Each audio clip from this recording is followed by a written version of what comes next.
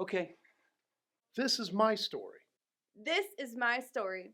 This is my story. Without the nod. This is my story. This is my story. Yay. This is my story. This is my story. This is my story. This is my story. This is my story. Hi, I'm Jim Kuntz, and I am currently, actually, as we are recording this right now, the worship minister here at Antioch Christian Church. One day I got a call from Steve, and he said, I've been told that you may be looking for a position. Would you be interested in talking? And I said, absolutely. I need a job. And so we started a conversation, and it very quickly turned into the position that I had. About a year ago, started ceramics, and working with that, I've really just become pretty passionate about it. Really feel like I'm becoming almost proficient. It's very elusive, and so someday I would like to be really good. But it takes a lot of it takes a lot of my attention these days, and it's kind of nice to have that kind of escape. Coffee. No question. Stories of my dad sitting me on my lap, and he'd be drinking his coffee, and he put cream and sugar in his coffee at that time, and he would give me spoonfuls as an infant and saying it's good for me. It would probably be a very boring movie because I have a very boring life. I can just keep on babbling, but I think that probably I should just stop. My wife and I, Stephanie and I, would both love to take a Viking cruise on the River Danube and to go to Istanbul and to all of the cities. But that would be my dream. I just would love to be able to see all those places. Oh my goodness. Let me count the ways. They're too numerous, probably. I'm very forgetful. If I all of a sudden started acting like I've always acted all the time, probably people would think, well, he has Alzheimer's. But I've had Alzheimer's probably my entire life. So I think it's just my creative mind. There's always something moving in my head. Always. Things get forgotten. It's not just my wife that gets annoyed. It's youth ministers and children's ministers and church secretaries. And I like to say that I'm lyrically challenged, and so I forget words. And it is the reason why I've never pursued any kind of professional musical career, because I just have this block in memorizing things. And it's just the way I am, the way I'm wired. It's really hard for me not to say worship ministry with everything I want, just because that's been my life for 40 years. My dream job would be to make money doing pottery, that I was actually good enough that I had my own home studio and my own equipment, and I could start selling that stuff. I'm a long way from being that good. A long way. So that's why I think it makes it a good dream. I could give the Sunday school answer, but I'm not going to. I always think about Doctor Who. I'm sorry, people, that I'm looking at the camera. I'm talking to you. If you're not a Doctor Who fan, I'm sorry. I'm really am a geek, and so you just have to accept me for who I am. Don't judge. But in Doctor Who, one of my favorite episodes is when they go back and they visit Vincent Van Gogh. He is so tortured and broken, and it's just a beautifully crafted story. And so, Vincent Van Gogh, maybe. When my position here at ACC went part-time, I had to find employment that would supplement what I'm losing. And so I was able to start working as a long-term sub at Muffley Elementary School with this group of boys, they were a group of socially, emotionally disturbed kids that just had lots of baggage. Basically, they said build relationships with them. I did that till the middle of March of 2020. And as I always look at that as 1 week, I was on spring break on a mission trip to Guatemala, and I came back and the world had shut down with the pandemic. And that ended. It was always going to end. I knew that. And so I started working at Clinton Elementary School in a self-contained classroom that is basically emphasizes life skills with 2nd through 5th grade kids. Everything from nonverbal autism to some severe profound intellectual disability and physical disability, Down syndrome, autism, and other kinds of needs that just don't fit in the regular classroom. And so for the last 2 years, I've been doing that. It is the job I love I never knew I would. As I was raising my own son with autism, I would never have imagined or envisioned myself working with other kids that have many of the similar kinds of needs that my own son has. It is hard, challenging, frustrating, and beautiful all at once. And it's one of the best things that I have ever been called to do. I think God's been working through my life for a long time, preparing me for doing things that I didn't think I would ever do. If you've ever heard me talk about how I came here, the full part of the story is before I came here, I was working in a church in Clinton, and it was just a really bad fit. And before that, I was in a church in Jacksonville, Illinois, that within 6 weeks I knew it was the worst mistake I'd ever made in my life. And I stuck it out there for 3 years, and before I went to the church that I basically got fired from. And before that, I was in my dream ministry. Didn't know it when I first went there, but it ended up being 14 years of ministry that to this day are some of my closest friends are in that church. And so my family, we see each other and we get together, and it's like we just left off. I grew up in ministry there and had a mentor as a senior minister, Brian Henry, that would not put up with any excuses. He challenged me to be more than what I thought I could be. The ministry really flourished, and we really did a lot of great things there. I felt like I'd done everything that I could do in that church in 14 years. And I thought, if I'm going to go, this is now the time. And ended up going to the church in Jacksonville, the church in Clinton. If I had been asked, do you want to go to Antioch Christian? I would have said, oh, no, I wouldn't. That's too small of a congregation for me to be able to do anything. And so I think God allowed me to go to Jacksonville to be really humbled, and then move on to Clinton to be really humbled, until I really just had to, God, how do you want to use me? And that was when the opportunity to work here at ACC came. And 8 years, my second longest ministry. Leaving has been such a bittersweet idea for me from the very beginning. It took me a year really to get up the guts to even really seriously start talking about it. It's been the last 4 months that we've been preparing for my departure. Every week I'm leading worship and I'm thinking I'm not going to do this here any longer. So God has prepared me. And I think that I would never have dreamed that I would work with special needs kids. And I think God has just been preparing me for that. To wait for a long time. Maybe I'm waiting for that dream job of having my own little pottery studio and going to festivals and selling my wares. I've always thought that I'd like to write a story someday, a novel.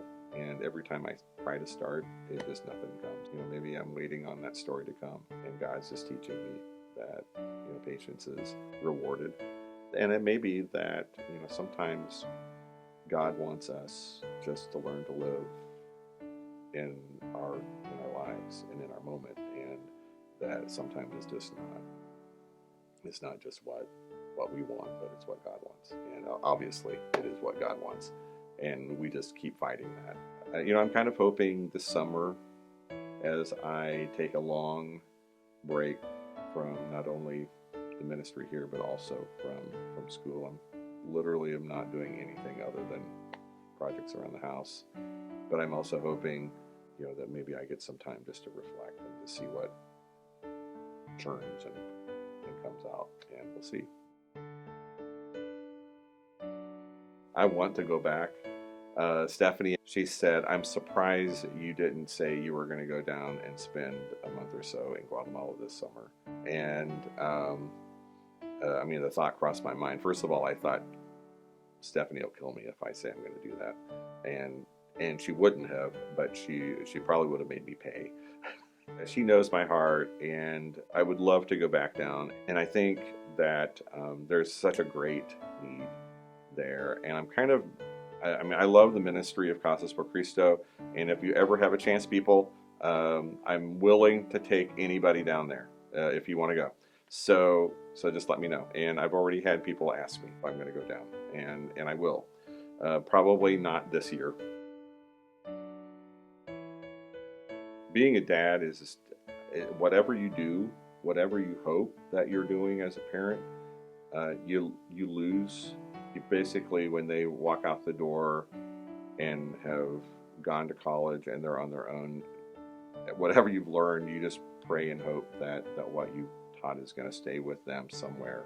I would love to say that all three of my boys are just faithful, God-fearing Christ followers, and unfortunately I can't say that. They're not one of them. So as a parent, it'd be really easy for me to beat myself up, and yet Stephanie and I know we did everything that we could to be the parents that are godly examples and very human and imperfect, but for whatever reason that has just not been, I just can't beat myself up for that. Probably a little more specifically with Isaiah, we were in a situation when he was in high school, and he was becoming pretty physically and verbally aggressive with us and his older brother. We had to come to the realization that sometimes as parents we're just not enough, and that we can only do so much, and sometimes we have to let someone else come in and carry the load. And the Bible, the Sunday school story is, boy, the church is going to come in and do that, but the reality is the church isn't equipped. So we really had to turn to social services, to the state-funded programs that protected him and protected us through crisis intervention.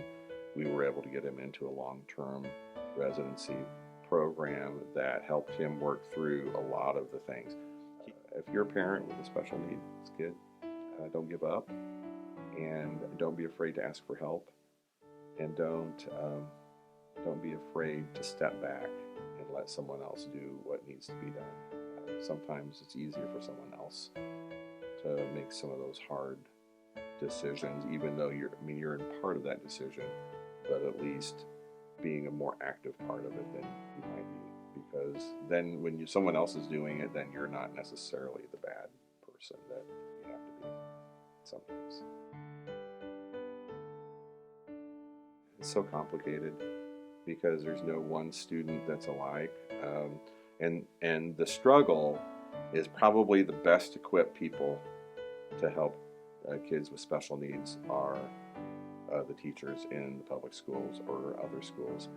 And the hard part is that we're doing that 5 days a week already, and to come in and do that with other kids even for an hour is just like exhausting. And then it's also so hard to take any student really with an hour and a half with them and really feel like you're able to make any kind of impact. So I think that it's just really working with people who are just passionate about helping and just being open and not necessarily judging what is right and wrong, and just accepting not only the teachers but also the people with the special needs as they are, and allowing them to be who they are, and then just encouraging to work through those programs.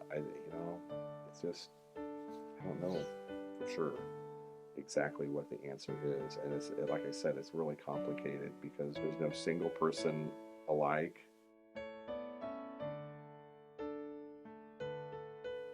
Musicians are people too. And I kind of say that sort of tongue-in-cheek.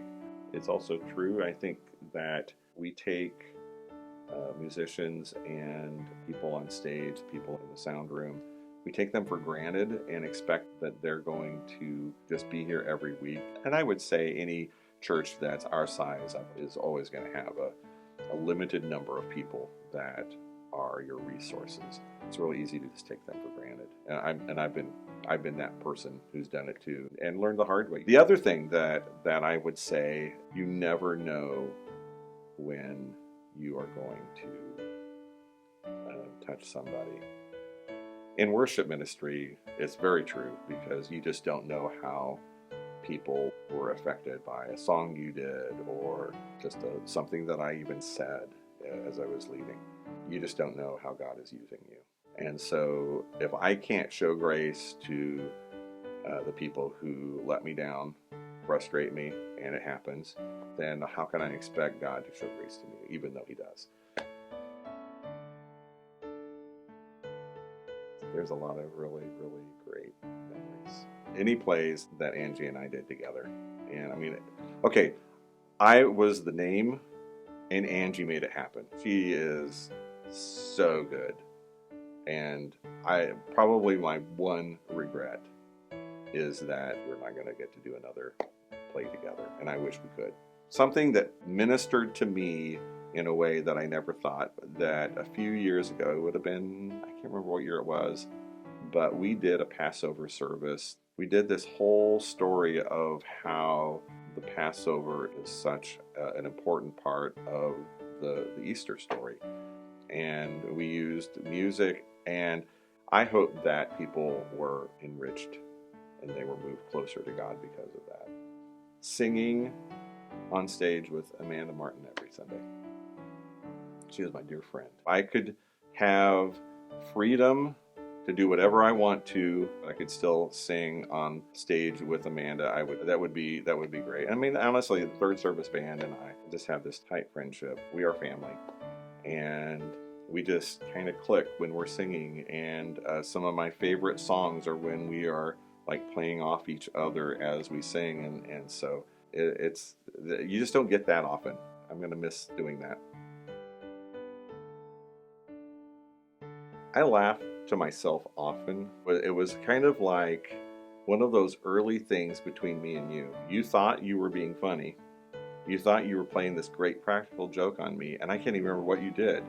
Oh, I know what it was. And I walk into my office, and my office chair was gone. And I came out and I said, "Who took my office chair?" And I was just kind of ticked. You had taken it and moved it just as a practical joke, and I don't even remember what the occasion of it was, if you were just being ornery, which is very, very possible. I laugh at it mainly because you thought that this was just going to be so funny, and it just kind of bombed because I was ticked. Laugh about it now just because it was like, this is not what she expected, and so that's probably, I would say that's probably one of some of my favorite memories is when Steve starts going into one of his, he just off the cuff starts preaching a sermon and just saying things that are so completely inappropriate for a minister to say. He's not swearing or anything. The strongest word he ever says is piffle. Ask him the story, he'll tell you many times. And wait 6 months, ask him again, he'll tell it to you again, just like it's the first time. I'm joking, I love you, Steve. It's just hilarious how he can just get on this roll, and it's just so funny to watch. Probably another one of my best memories, and what a God experience, was the mission trip. Because Jen Love was involved in the mission trip, it was a success. Because she was the pusher, she was the mover. Jim, how are we going to raise all this money?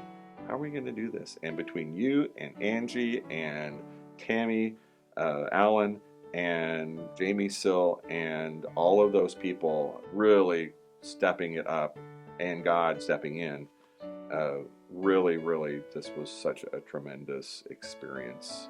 Faith building, seeing God work beforehand and then during the trip itself. And I would say that was probably one of the most significant moments of ministry that I had here. I think, first of all, I just want to thank you all. I'm talking to you people for allowing me to be a part of this fellowship for the last 8 years. It's had a lot of ups and downs, and I think that we have done life together in so many ways, and it is really and literally involved blood, sweat, and tears. I love what Paul says, that this is a worthy saying, Christ died for the ungodly, of which I'm the worst. I heartily agree with what he says there, and that is a worthy saying. Paul also said, be urgent in season and out of season. And so I think that that is a call to the church. We have to be ready for whatever God is calling us to. And if he tarries and we live here longer, then all the better for us to be able to serve and to be like Christ. I'm going to miss you. Thank you so much for the last 8 years. I love you all.